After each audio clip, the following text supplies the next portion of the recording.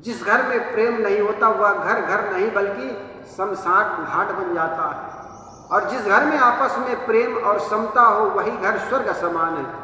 इसलिए हमारे भजन गायक लोग कहते हैं, मृदुवानी सुंदर वर्ताओ सभी गुणों की खान है, प्रेम की गंगा बहे जहां पर वही घर स्वर्ग समान है। अगर ध्यान मूलम गुरोर्मूर्ति पूजा मूलम गुरोपदम मंत्र मूलम गुरोर्वाक्यम मोक्ष मूलम गुरोर्कृपा गुरुर्देवो गुरुर्धर्मो गुरुर्निष्ठा परम तपः गुरुर्परतरं नास्ति नास्ति तत्त्वं गुरुः परम्। समस्त श्रोता बंधुओं से मेरा प्रणाम। आइए सत्संग में प्रवेश करें। सत्संग जहाँ पर व्यक्ति का मन धुलता है, सत्संग वह जगह है जहाँ पर व्यक्ति का मन को सुंदर बनाया जाता है। बहुत सी जगह है जहाँ पर तन को सुंदर बनाया जाता है। बच्चे सुंदर हो इसके लिए विद्यालय हो, बच्चे विद्वान हो इसके लिए विद्यालय है, बच्चे स्वस्थ हो इसके लिए डॉक्टर है, बच्चे डॉक्टर बने मास्टर बने इसके लिए तो सारी व्यवस्था सरकार के पास है। लेकिन मनुष्य अच्छा बने और मनुष्य का मन अच्छा हो इसके लिए कोई हॉस्पिटल है, कोई जगह है, तो वह है सत्संग। सत्संग एक ऐसी जगह है जहाँ पर मनुष्य को मनुष्य बनने की सीख दी जाती है। और जगहों पर तो कोई हिंदू बना रहा है, कोई मुसलमान बना रहा है, कोई सिख और ईसाई बना रहा है, लेकिन धन्य है वह जगह है जहाँ सत्संग में आदमी को आदमी बनाया जाता है। बहुत से लोग प्रश्न करते हैं, महाराज जो देखने में आ रहा है क्या मनुष्य नहीं दिख रहा है आपको? मनुष्य तो केवल खोल है, लेकिन ओढ़ ही फिरत है बैल। ये बैल ने मनुष्य को खोपड़ी ओढ़ करके बैठ गया, और मनुष्य जिस ढंग से कुकर्म करता है, जिस ढंग से कुकृत्य करता है, शायद पशु भी दांतों तले उंगली दबाएगा। मनुष्यों को देखकर हम जो नहीं करते वैसे करते। एक बार किसी गधे को कह दिया, तुम बड़े मनुष्य जैसे लगते हो, तो गधा कहने लगा, मुझे मनुष्य क्यों कहा तूने? मैंने कब किसी के साथ बेईमानी की? मैंने कब किसी चार मित्रों के साथ बैठकर शराब पिया? आखिर मुझे दोष क्यों लगा रहे? मुझे मनुष्यों की उपमा क्यों दे दी तूने? गदहा भी मनुष्य की उपमा नहीं झेलना चाहता, नहीं चाहता कि कोई आदमी का उपमा मुझे दे। क्यों?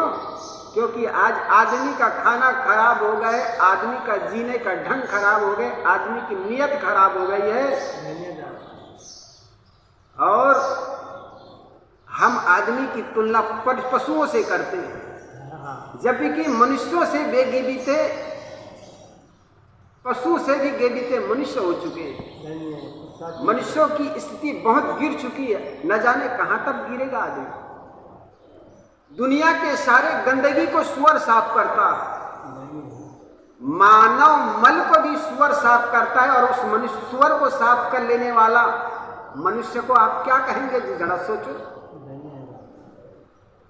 दुनिया के सारे गंदगी को सुअर साफ करता है, मानव मल को भी सुअर साफ करता है, और उस सुअर को साफ कर लेने वाला मनुष्य क्या मनुष्य कहलाने के योग्य है? इसीलिए साहब कहते हैं, मनुष्य तो देखने में आता है, लेकिन कृत्य मनुष्य का नहीं है। मनुष्य के कृत्यों को देख करके ऐसा लगता है जरूर कोई पशु खानी से आया होगा। आज आदमी का खराब है, आदमी का जीना खराब है, आदमी का पीना खराब है, और दोष देता है जमाना को, कहता है जमाना खराब है। प्राकृतिक में पशु जीते, संस्कृति में इंसान जीते, और विकृति में जो जीता है उसे शैतान कहते हैं। पशु अपने प्रकृति से जरा भी नीचे नहीं गिरता। एक गाय का बछड़ा हो, वो घास खाता है, उनको एक कमरे में बंद कर दो और मांस डालते जाओ, गाय का बछड़ा मर जाएगा लेकिन मांस कभी नहीं खाएगा। एक सिंह का बच्चा हो, उसको एक कमरे में बंद कर दो, उनके सामने घास डालते जाओ, वो मर जाएगा लेकिन घास नहीं खाएगा। लेकिन मनुष्य के बच्चे अगर मनुष्यों के बीच में अगर मांस डाल दो, घास डाल दो, दोनों को चट कर जाता। और फिर मनुष्य कहता है हमारी बुद्धि तो बड़ी दुरुस्त है, तंदुरुस्त है। आदमी को कहे यार तुम्हारी बुद्धि खराब है, तो कहते हैं किसकी बुद्धि खराब है? वो परशुराम का बड़ा भाई बन जाता है, लड़ने और लड़ाने के लिए तैयार हो जाता है, मारने और मरने के लिए तैयार हो जाता है। लेकिन आदमी के जीवन पद्धति को देखकर ऐसा लगता है वास्तव में आदमी की बुद्धि खराब हो चुकी है। इसलिए सदगुरु कबीर ने कहा, काग गौन गति छाड़ के हंस गौन चली आओ, शकलो दुर्मति दूर करो अच्छा जन्म बनाओ, काग गौन गति छाड़ के हंस गौन चली आओ। साहब कहते हैं ये कौवे की चाल को त्यागो। जिस प्रकार ये कौवा होता है, उनका खाना खराब होता है, उनका बोलना खराब होता है, और उसका बैठना उठना खराब होता है। आप देखे होंगे कौवा गंदगी पर बैठता है, कौवा गंदगी खाता है, कौवा कर्कश बोलता है, उनके बोल किसी को मीठा नहीं लगता। इसीलिए कहा जाता है कौवा का बच्चा कौवा से भी होशियार होता। एक बार कहा जाता है एक कौवा अपने बच्चा को उपदेश कर रहा था,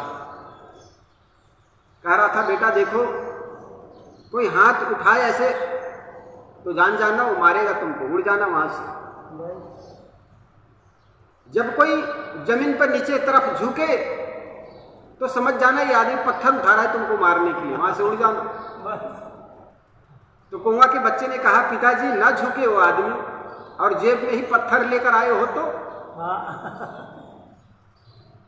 तो कौवा ने कहा बेटा मुझसे भी तू होशियार है, ये भी तो हो सकता है आदमी चालाक है, वो नीचे झुक करके पत्थर ना उठाए, हो सकते जेब से ही पकड़ के आया हो, जेब में ही पकड़े रख के आया हो। इसलिए कहते हैं कौवा का बच्चा कौवे से भी होशियार होते। तो साहब कहते सकलो दुर्मति दूर करो। दुर्मति कहते हैं दुर्बुद्धि को। साहब कहते हैं ये दुर्बुद्धि को दूर करो। दुर्बुद्धि का अर्थ होता है जो आपके जीवन को दुखमय बना दे, एक अर्थ तो यही है, और दूसरा है दुर्बुद्धि जो आपको अपने से दूर ले जाए। मनुष्य को देखो, बहुत से ऐसी जगह है पर जहां पर उनको अपने से दूर ले जाया जाता। ये कहा जाता है खुदी को कर बुलंद इतना, ये कहा जाता है उनको कि तुम्हारा पीऊ बाहर है, दूर है, परमात्मा कहीं और है। वो खुद को जुदा कर देते, खुद से जुदा जानो अधूरा, खुदी में बता दे खुदा, उसे पीर उसे कहते। खुदी में जो पीर लखा दे खुदा को, उसको पीर कहते। खुद से जुदा जानो अधूरा है, और खुदी में लखा दे खुदा, उसे पीर कहते। आपको खुद ही में लखा दे किसी पीर को, पीर ने किसी गुरु के द्वारा, तो समझो वो पूरा हो गया। जो आपको अपने से दूर ले जाए, दूर की दौड़ सुहाना कहती, दूर की बात निराली लगती है हर वक्त आदमी। जब आपको बता दे आपका परमात्मा तो दूर, तो आदमी को अच्छी लगती है बातें। दूर की धुआना सुहाना इसीलिए कहा जाता है। इसलिए परमात्मा हमसे कोई दूर नहीं है, बल्कि तेरा साईं तुझ में जाग सके तो जाग। इसलिए एक अर्थ तो यह होगा जो आपको अपने से दूर ले जाए किसी ईश्वर परमात्मा के नाम पर। साहब कहते जो तिलमाही तेल है जो चकमक में आग, तेरा साईं तुझ में जाग सके तो जाग। ये दुर्विचार है, इसको दूर कर। एक बात। दूसरी बात, जो आपको और औरों के लिए दुखदायी हो ऐसे कृत्य, ऐसे बुद्धि को दूर करो। स्वयं के लिए कल्याणमय हो, दूसरा के उपकार के लिए हो, ऐसा कृत्य करो, ऐसा बुद्धि बनाओ। दुर्बुद्धि जो आपके जीवन में दुख पैदा कर दे वो है दुर्बुद्धि। काम, क्रोध, लोभ ये आदमी के दुर्बुद्धि है, ये विकार है और ये विकारों को दूर करना जरूरी है। जिस व्यक्ति के अंदर में ये विकार रहता है वह आदमी को कोई पसंद नहीं आता। एक क्रोधी आदमी हो और क्षण क्षण में क्रोध करे, उनको कौन प्रिय लगेगा। एक आदमी था, यात्रा करते चले जा रहे थे, उनकी पत्नी थी, छोटा बच्चा था, प्यास लगी, बरगद के पास में हैंडपंप रहा, हैंडपंप था, हैंडपंप से पानी निकाल करके पति पत्नी पीने लग गए। बच्चे को अपना कोट उतार करके उनको पकड़ा दिया, वहीं पर बैठा दिया। पति पत्नी दोनों पानी निकाल करके पी रहे थे। बच्चे ने कोट में से 500 रुपए का नोट निकाला और मुख में चबाने लग गए। 500 रुपए का नोट बच्चे जैसे चबाने लगे तो नोट फट गया। नोट को फटे देखकर उनका बाप को बड़ा गुस्सा आया। उन्होंने उठाया बच्चे को, उसी बरगद के पेड़ पकड़ दिया। बच्चा मर गया। बच्चा को मरे देखकर उनकी पत्नी तो एकदम बदहोश हो गई। कहा जाता है पास में कुआं था, उसी कुआं में कूद करके वो भी मर गई। गांव के लोग आए, आसपास के लोग, सरकार को थाने में सूचना दी गई होगी, पुलिस वाले आए, उनको पकड़कर जेल में डाल दिया। अब ये क्रोध किस काम का? क्रोध सबन को काल है, इसलिए कहते क्रोध महाकाल है। इसलिए क्रोध से बचना चाहिए। जहां तक हो सके क्षमा भाव मनुष्य के मन में पैदा हो। क्षमा बड़न को चाहिए, छोटन को उत्पात। कहा विष्णु की घट गई, भृंगु ने मारी लात। कहा जाता है, पौराणिक कहानी, भृंगु ऋषि ने उनको लात मार दिया। विष्णु ने अपने वज्र के समान उनका शरीर था, उन्होंने उनके पैर को सहलाने लगे। भृंगु जी आपके पैर को चोट तो नहीं आ गई? बड़े को शोभा देती क्षमा।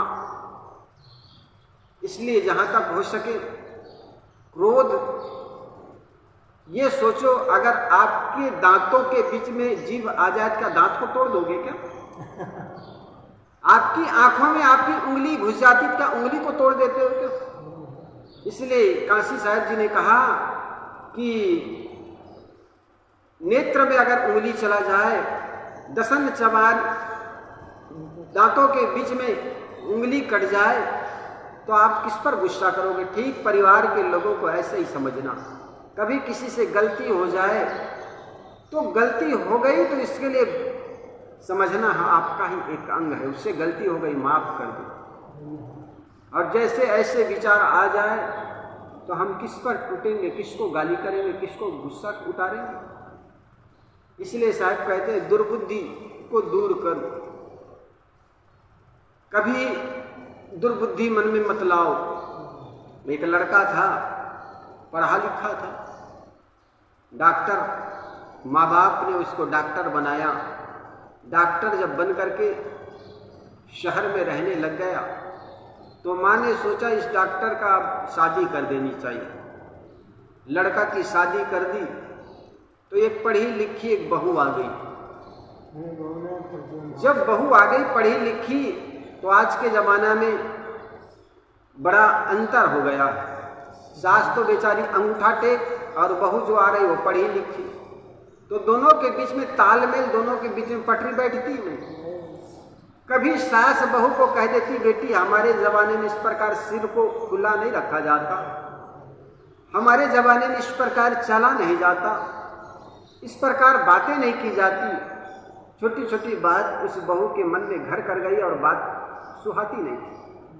एक दिन गुस्सा में आकर अपने पति जी से कहने लगा, देख जी तुम्हारी ये माँ है, छोटी मोटी बात को देख करके रोज टोकती रोकती रहती, अगर तुम्हें ये माँ के रहना है तो मैं तो चली अपने मायके, और अगर तुमको मेरे होकर रहना है तो ये बूढ़े माँ बाप को अलग कर दीजिए।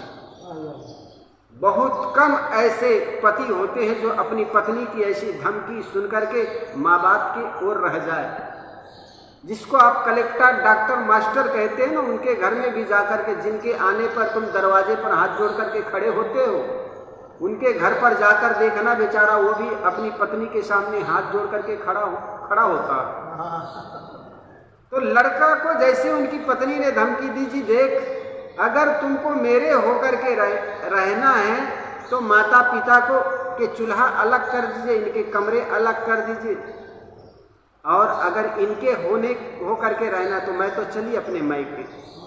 तो लड़का ने कहा, देवी तुमको अपने मायके जाने की जरूरत नहीं, अभी जा करके मैं अपनी माँ को समझा देता हूं। लड़का गुस्सा में आकर अपनी माँ को समझाने गया, और आपको पता होगा जिस प्रकार आकाश में बदल हो, ऑक्सीजन उनको मिल जाता है, वहीं पर बारिश हो जाती है।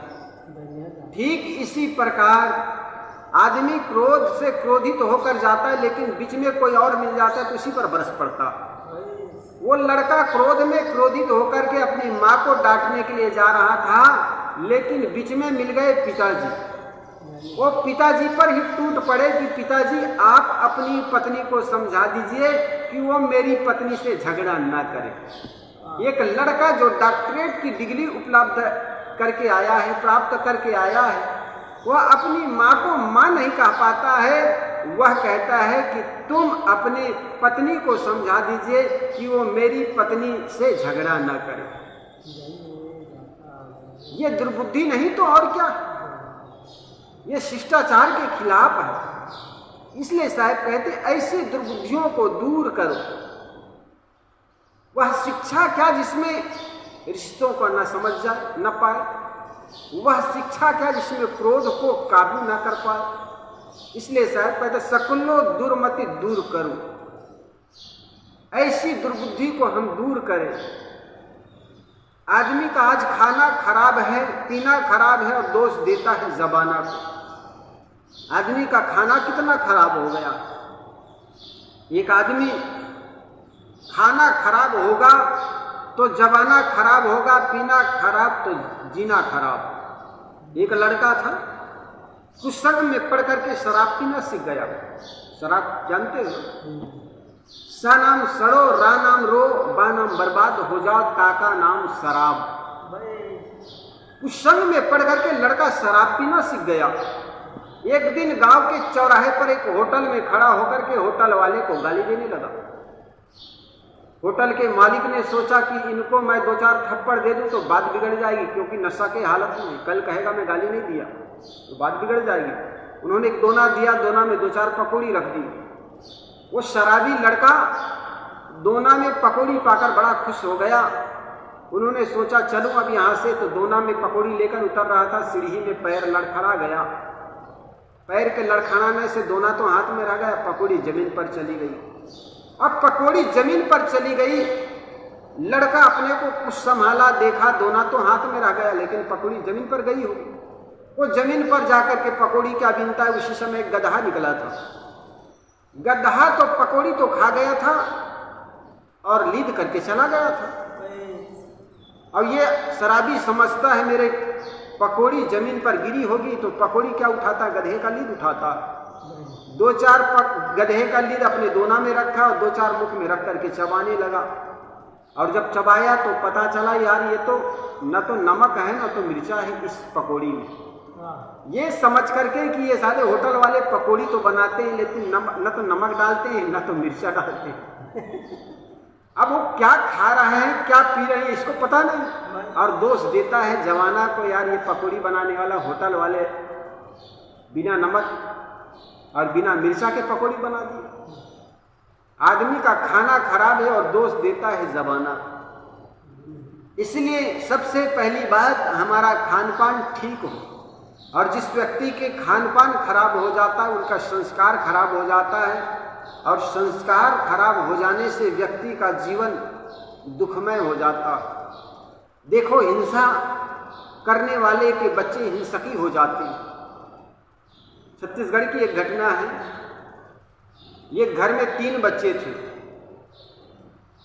एक अभी 6 महीने का बच्चा था, दूसरा जो बच्चा था वो 2 साल का, और तीसरा जो बच्चा था वो 3.5 साल का था। घर में 3 ही बच्चे थे। कभी तीज त्योहार आता तो पिताजी मुर्गा ला करके काटते बच्चों के सामने, जब पंखों को नोचते मुर्गा जब तड़पता तो सभी तालियां बजाते, बड़े खुश होते। बच्चों ने वो दृश्य देखते प्रसन्न हो जाते। बच्चों को क्या लगा, धीरे धीरे दिन बीता। एक दिन देखा बच्चे दोनों छत पर खेल रहे थे। उनकी माँ छोटे बच्चे को जो 6 महीने का था उसको स्नान करा रही थी टब में, गर्म पानी में। उनके पिताजी कहीं घूमने गया हुआ था। दोनों बच्चे ऊपर छत पर खेल रहे थे। उतने में एक बड़े बच्चे के हाथ में छुरी हाथ आ गई। उन्होंने कहा, जानते हैं पापा कैसे मुर्गा को काटते हैं? मुर्गा को काटने का ढंग दिखा रहा था। छोटा लड़का के कहा कि देख, जानते हो पापा कैसे मुर्गा को काटते हैं? कितना खुशी होती। दोनों खेल रहे थे। खेलते खेलते बच्चे का वो छोटा मंझला बच्चा था, उसके गर्दन पकड़ा, बालों को पकड़ा और बाल पकड़ करके उनके गर्दन में छुरी चला दी। और छुरी चला दी तो बच्चे जैसे चीखा जोर से, बच्चे ने जोर से जैसे ही चीखा तो उनकी माँ जो छोटे बच्चे को टब में नहा रही थी, उनको ऐसा लगा कि बच्चे कुछ खेल रहे हैं या गिर गए। इतनी जोर से आवाज आई। उन्होंने जोर से आवाज करके बच्चे को जैसे बचाने के लिए ऊपर गई तो बड़ा वाला लड़का ने सोचा मेरी माँ मुझे मारने आ रही, तो छत से कूद गया। और छत से कूद गया तो तत्क्षण वो बड़ा बच्चा भी मर गया। इतने में उनको ख्याल आया, अरे छोटे बच्चे तो टब में छोड़ के स्नान करा रही थी, मैं छोड़ आई मैं। नीचे आकर के देखी तो टब में बच्चे डूब चुके थे। छोटा वाला तीनों बच्चे एक साथ मर गए। इस प्रकार कर्मों की गति बड़ी न्यारी है। इसलिए कभी बच्चों के बीच या स्वयं के लिए या किसी भी के लिए इस प्रकार जीव हत्या करना महापाप है। जिस प्रकार एक छोटी सी चुई आपके शरीर में घुसती है, आपको बड़ी पीड़ा होती। जरा सा कांटा आपके शरीर में चुभ जाए, आपको कितना दुख होता है, पीड़ा होती है। और आप दूसरे के गर्दन में छुरी चलाते हैं। जरा सोचो उस प्राणी को कितना पीड़ा हो।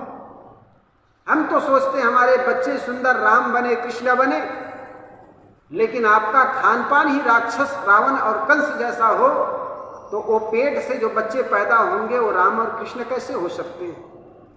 इसलिए सबसे पहली बात, माताओं का भी खान पान शुद्ध हो। जो आदमी गुटखा, तंबाकू, बीड़ी, दुनिया भर के व्यसन से लिप्त रहते हैं, उनके बच्चे सज्जन कैसे हो जाएंगे? इसलिए सबसे पहले हमारा खान पान शुद्ध हो। इसलिए साहब कहते हैं सकलो दुर्मति दूर करो। देखो कौआ में कुछ अच्छाइयां भी है जिसको नीति के ऋषियों ने कहा, नीति में काक चेष्टा बको ध्यानम, कौए के समान चेष्टावान होनी चाहिए। हमारे वैदिक ऋषियों ने कौए में एक अच्छे गुण भी देखा, उन्हें कौए के समान चेष्टावान होनी चाहिए। तो हमारे जीवन में चेष्टाएं होनी चाहिए। किसी भी चीजों के प्रति, किसी भी डिग्री को प्राप्त करने के प्रति, किसी भी विजय को पाने के लिए। इसलिए साहब कहते सकलो दुर्मति दूर करो। सबसे पहली बात तो अपना खान पान शुद्ध हो। उसके बाद जीवन में आता है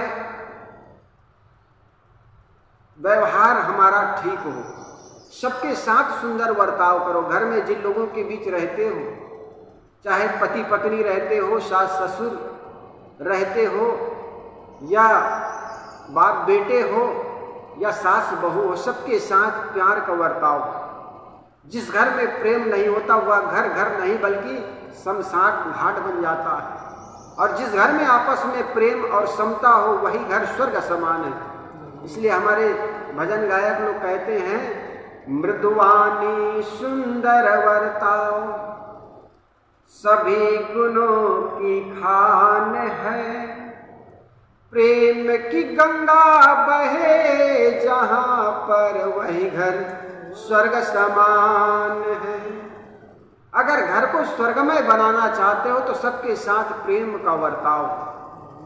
देखो गलतियां सबसे हो जाती हैं, भूल सबसे होती है, लेकिन भूल के बाद वहीं पड़े मत रहो। भूल तो गेंद की तरह हो, जिस प्रकार गेंद तत्क्षण नीचे गिर करके उछाल मार देता है, ठीक इसी प्रकार हमारा जीवन हो। भूल हो गई उसको सुधारें।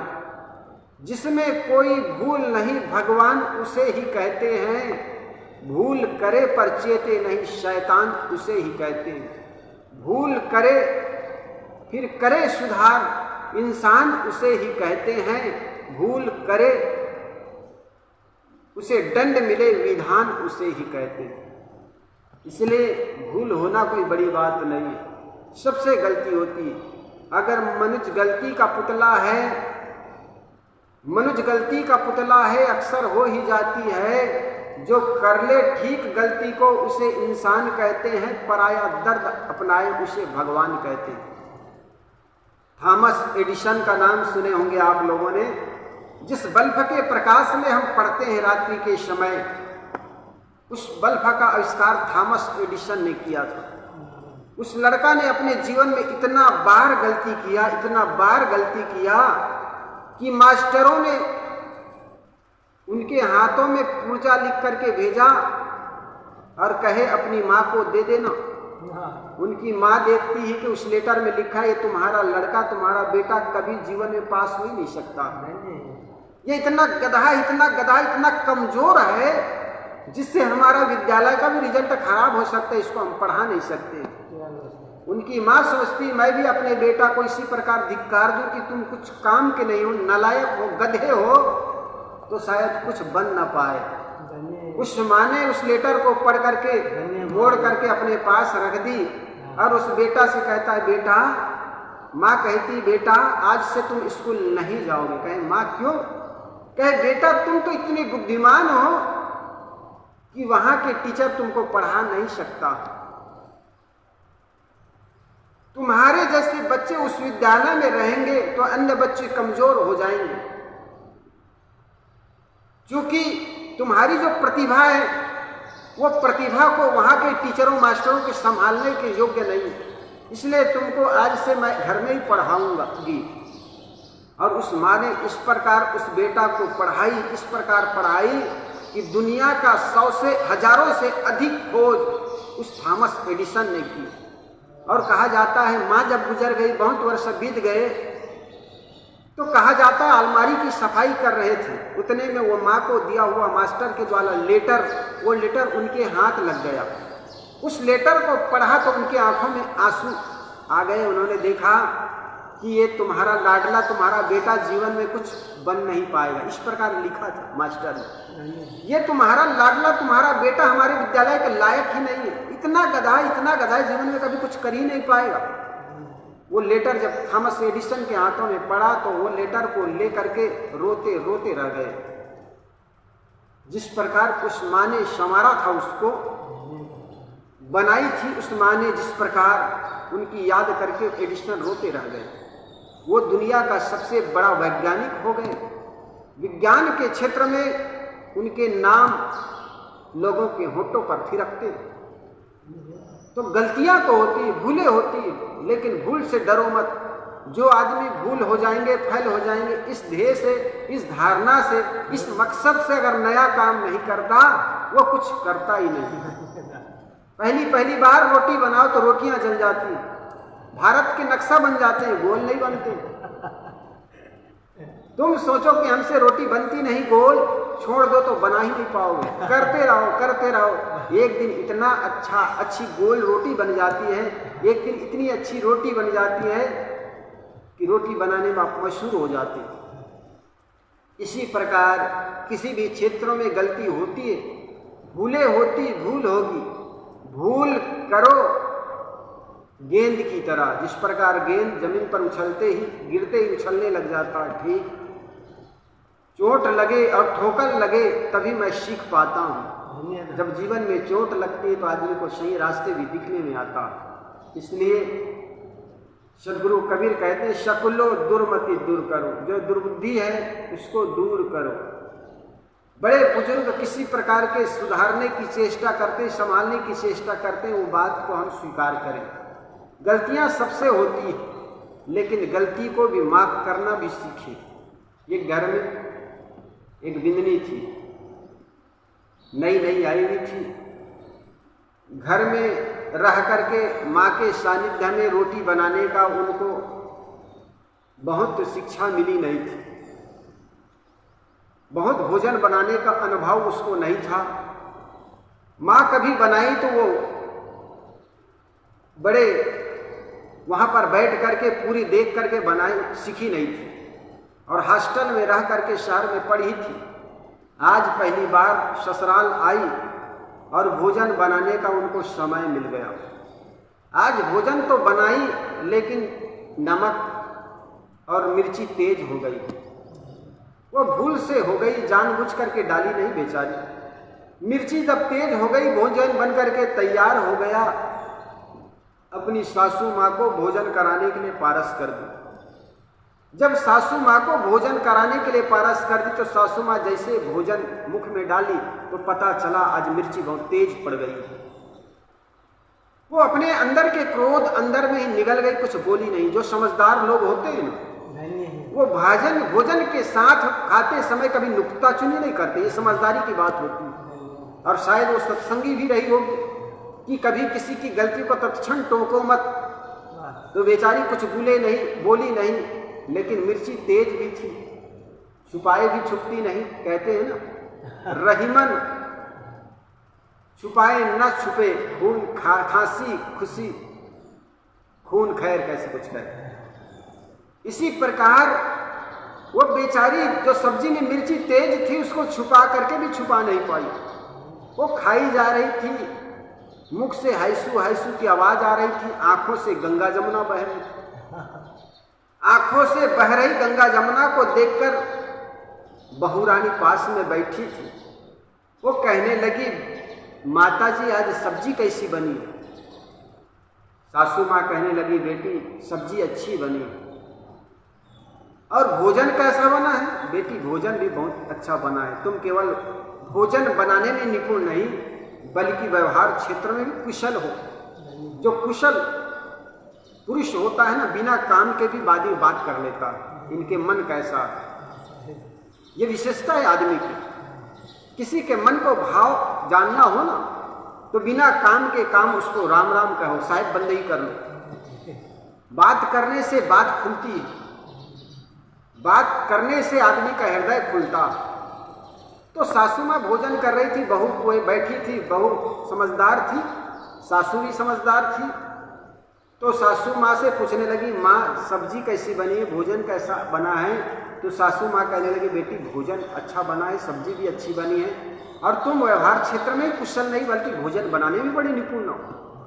इतना सुन करके तो बहू रानी एकदम गदगद हो गई, बहुत एकदम प्रसन्न हो गए। और प्रसन्नता में कहते हैं आदमी के होठों की लालिमा बढ़ जाते हैं, चेहरे खिल जाते हैं। वो बेचारी तो एकदम खिल गई, खुश हो गई, और खुश होकर के कही, माँ जी सब्जी अच्छी बनी तो 1 चम्मच और डाल दूं। जैसे ही बहू रानी कहती, माँ जी 1 चम्मच और डाल दूं, सब्जी अच्छी है तो सास कही, बस बस बेटी ज्यादा प्रेम बर्दाश्त नहीं होगा, इतना काफी। और कहा जाता है सासू माँ भोजन करके जैसे ही उठी, उसके बाद बहू रानी को खाने की बारी आई, और बहू जैसे ही मुख में डाली तो पता चला इसमें तो मिर्ची बहुत तेज पड़ी हुई। और फिर भी मेरी माँ सासू माँ एक शब्द नहीं बोली। उनके मन में पश्चाताप हुआ, देखो मेरी एक गलती हुई, उसको भी माँ बताई नहीं, और इस प्रकार छुपा ली। कहा जाता है वो पहली बार मैके गई, उनकी माँ पूछने लगी, बेटी घर के लोग कैसे हैं? तो कहने लगी, माँ मेरे घर के सारे लोग अच्छे हैं, लेकिन सबसे अच्छी मेरी सासू माँ है। मिर्ची एक दिन तेज पड़ गई थी, फिर भी एक शब्द कही नहीं, और वो मेरी सासू माँ नहीं बल्कि एक माँ और मिली। इस कदर सेवा की बेचारी बुढ़ापे तक, मानो उनकी ही अपनी बेटी हो। तो हम किसी की गलती को क्षमा करना तो सीखें। क्षमा करेंगे तो जरूर आदमी का हृदय बदलता। इंसान है, इंसान से गलती होती है, इंसान बदलता भी है तो इंसान बिगड़ता भी है। इंसान में संभावनाएं होती, पत्थर में कोई संभावनाएं नहीं होती। उसको चाहे तुम हजारों वर्षों तक पत्थर में पानी में डुबा कर रखो, वो पत्थर ठोकर उठे भभूका कहते हैं कबीर साहब। लेकिन मनुष्य का इंसान ठोकर लगने पर इंसान बदलता है, आदमी बदलता है। दुख पड़े पर आप ही जागत कहते हैं। एक सासू माँ थी, बात बात में बहू को गालियां देने लगती थी। एक दिन क्या हुआ, बहू रानी कुछ आग जलाई हुई थी, लकड़ी की आग थी। उस समय था जब लकड़ी से आग लगा भोजन बनता था। आज तो गैस सिलेंडर आ गया है, बाकायदा स्टैंड पर खड़ा होकर आदमी भोजन बनाता। वो मिट्टी के चूल्हा में लकड़ी डाल करके भोजन बना रही थी। बहू को सास ने कुछ कहा, बहू सुन नहीं पाई, और जब बहू कुछ सुन नहीं पाई तो सासू माँ को बड़ा गुस्सा आया। बड़ा गुस्सा आया तो गुस्से में आकर के बेचारी वो लकड़ी लुकाठी जो आग जला रही थी बहू रानी, उसी में से एक लकड़ी उठा करके उसको दौड़ाई। जब सासू माँ लकड़ी से लुकाठी, चूल्हा का लुकाठी लेकर के उनको जलाने के लिए दौड़ाई तो बहू तो दौड़ी आ गई, और सास तो फर्श जो पक्का फर्श था, टाइल्स बिछा हुआ था, उस पैर उनका फिसला और वहीं पर गिर गई। जब टाइल्स में पैर फिसला वहीं पर गिर गई तो गिरने से उनके ही हाथों में रखी हुई लकड़ी की आग उनकी साड़ी पर पकड़ गई। अब साड़ी जलने लग गई।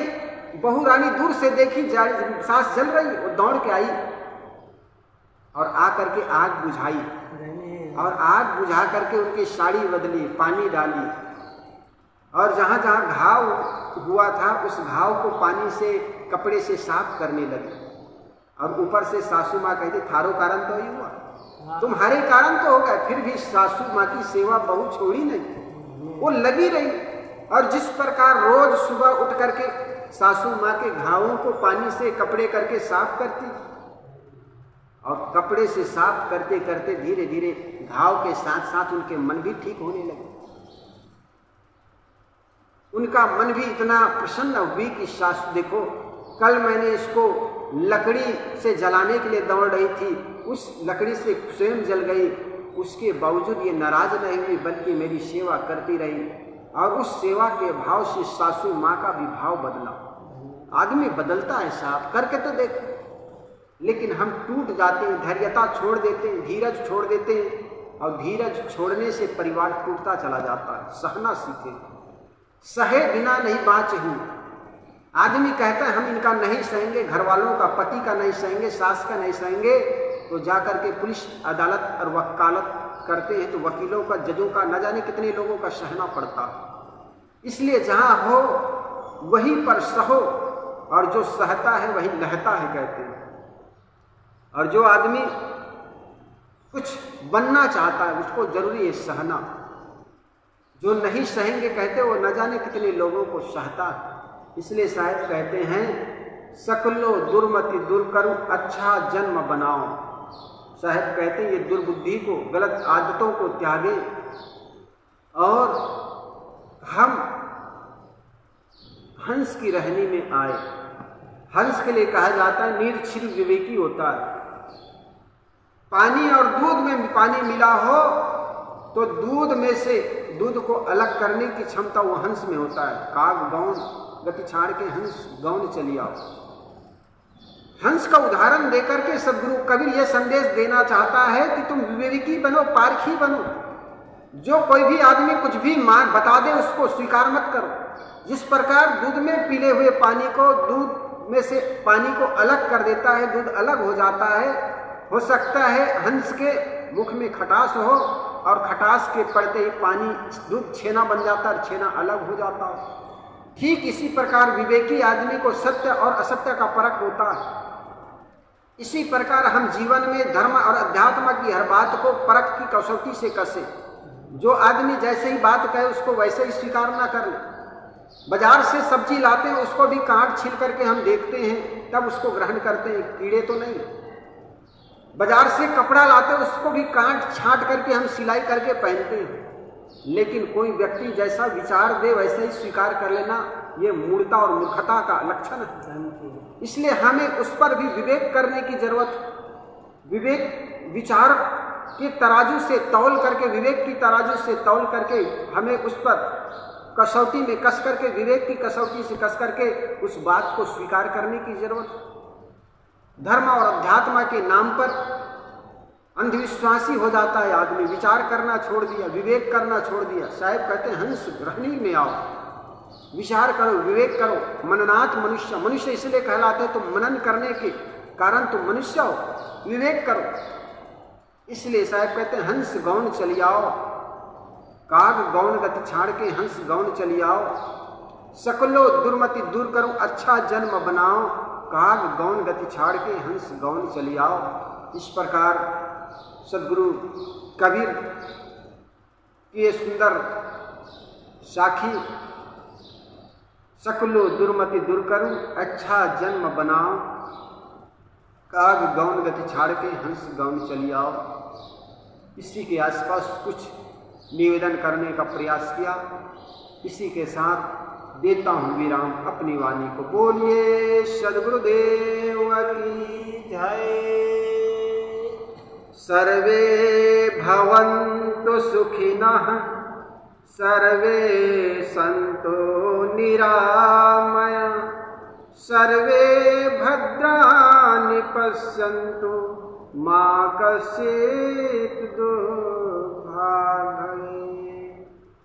जहाँ से जब तो आया था, जहाँ से जब तू आया था, सभी हंसते तू रोता था। बसर कर जिंदगी ऐसी, सभी रोता तो हंसता जा। बोलिए सद्गुरुदेव की। इस जग में निशान सच मानो है दुनिया वालों, समय बड़ा बलवान, समय बड़ा बलवान। चल चल मुसाफिर चल, यहाँ कोई नहीं तेरा। चल चल मुसाफिर चल, यहाँ कोई नहीं तेरा। चल हुआ पूरा तेरी तकदीर का फेरा। चल मुसाफिर चल, यहाँ कोई नहीं तेरा। चल चल मुसाफिर चल, यहाँ कोई नहीं तेरा। चल हुआ पूरा तेरी तकदीर का फेरा। चल मुसाफिर चल, यहाँ कोई नहीं तेरा। चल चल मुसाफिर चल, यहाँ कोई नहीं तेरा। चल चल मुसाफिर चल, यहाँ कोई नहीं तेरा। जग में लट्टू की तरह रे खूब तू घूमा, दोगली दुनिया में डर डर खूब झूठू झूमा रे। जग में लट्टू की तरह रे खूब तू घूमा, दोगली दुनिया में डर डर खूब तू झूमा। अब न करना झूठी नगरी में कभी डेरा। चल मुसाफिर चल, यहाँ कोई नहीं तेरा। चल चल मुसाफिर चल, यहाँ कोई नहीं तेरा। चल हुआ पूरा तेरी तकदीर का फेरा। चल हुआ पूरा तेरी तकदीर का फेरा। चल मुसाफिर चल, यहाँ कोई नहीं तेरा। चल चल मुसाफिर चल, यहाँ कोई नहीं तेरा। चल हुआ पूरा तेरी तकदीर का फेरा। चल मुसाफिर चल, यहाँ कोई नहीं तेरा। किस लिए ये बावले बीती पे रोता है, पत्थरों के देश में ऐसा ही होता है रे। किस